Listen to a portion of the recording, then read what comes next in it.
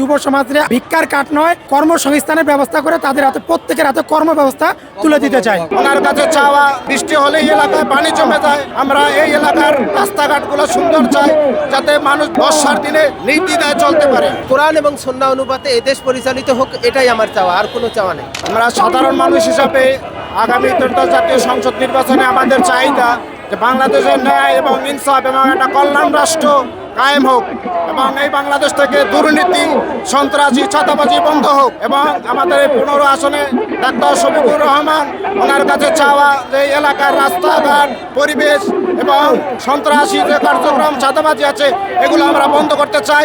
এবং এলাকায় পানির সমস্যা আছে, বৃষ্টি হলেই এলাকায় পানি জমে যায়, আমরা এই এলাকার রাস্তাঘাটগুলো সুন্দর চাই, যাতে মানুষ বর্ষার দিনে নির্দ্বিধায় চলতে পারে।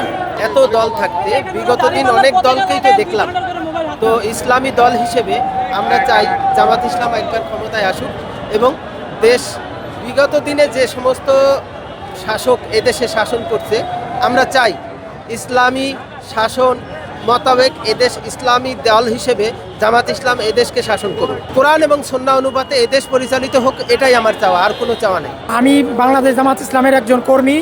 বাংলাদেশের অনেক রাজনৈতিক দলকে আমি দেখেছি স্বাধীনতা উত্তর, এখন আমি বাংলাদেশ জামাত ইসলামকে দেখতে চাই। এই জন্যই বাংলাদেশ জামাত ইসলামী আল্লাহর আইন এবং নবীদের সুন্নাহ অনুযায়ী রাষ্ট্র প্রতিষ্ঠা করতে চায়। আমার বাংলাদেশ জামাত ইসলামের কাছে আমার চাওয়া, জামাত ইসলামের আমির এই পর্যন্ত যেই প্রতিশ্রুতিগুলো দিয়ে আসছে যে যুব সমাজে আমরা ভিক্ষার কাঠ নয়, আমরা হচ্ছে ওই কর্মসংস্থানের ব্যবস্থা করে তাদের হাতে, প্রত্যেকের হাতে কর্ম ব্যবস্থা তুলে দিতে চাই।